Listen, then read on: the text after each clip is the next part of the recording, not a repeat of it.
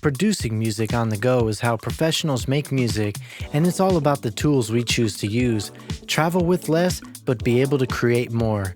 This is why I got the Korg nanoKEY2 slimline keyboard, and here's an overview and review of the product.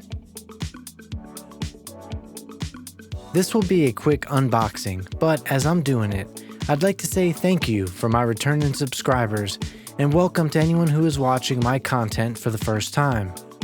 If you don't already subscribe to my content, please consider doing so, as I have a lot of music equipment reviews and DJ tips and tricks to share with you. The nanoKEY is perfect for any mobile producer or DJ. Whether you're remixing, producing mashups, having a small keyboard that's portable in your arsenal of tools is always a good thing. Even in a time where MIDI packs are easily accessible, it's still important to have a familiar keyboard around to help lay down some quick leads, bass lines, or even chords. Now, I do think that chords on small travel-sized keyboards are a challenge. Yes, I'm talking about small MIDI keyboards like the Akai MPK3 and also this Korg nanoKEY2. But they can still be effective in driving the creative process.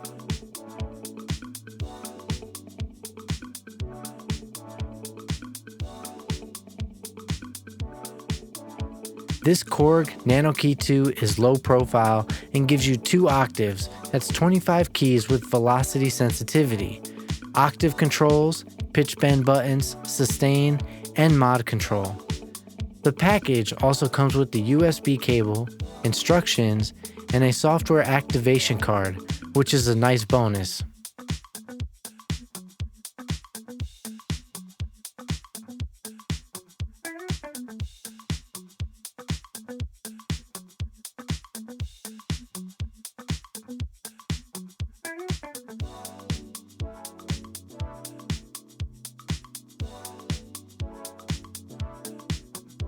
It features 6 small pads on the bottom of the keyboard to avoid sliding on surfaces, and is powered by USB.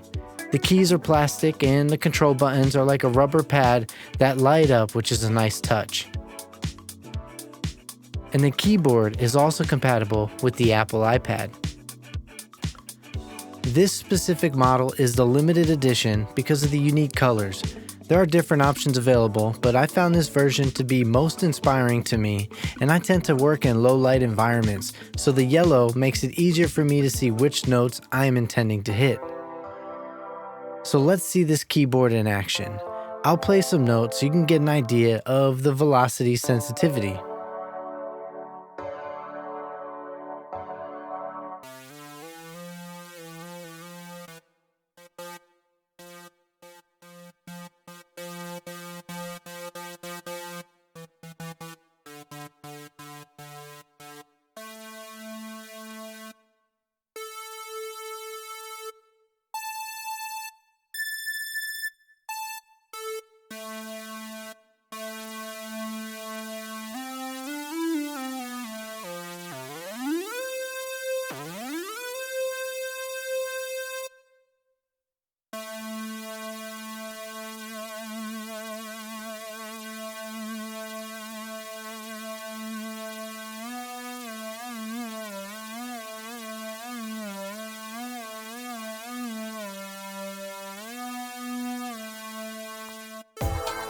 Here I am using a chord progression that was already programmed from a MIDI pack, but I want to create a unique lead from it.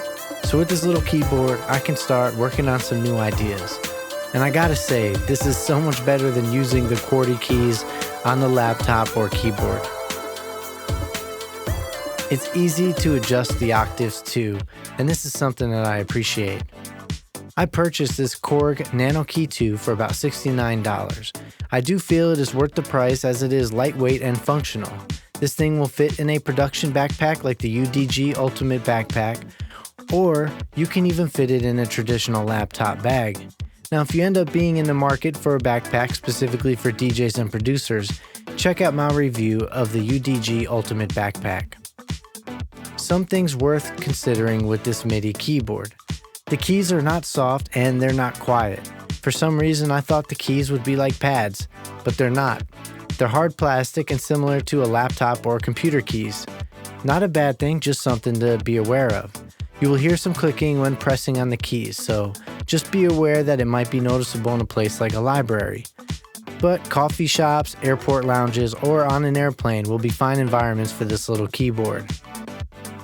So let me ask you this. Do you prefer using semi-weighted, more realistic keys when producing music, or does a small portable keyboard like this work just as well? Let me know in the comments below. Thank you for watching this video. If you enjoyed it, please hit the like button and consider subscribing. I love being a DJ and part of the community, and it's a passion of mine to talk about equipment and the music industry. I'll see you guys in the next video. Keep creating and pursuing your passions. We out.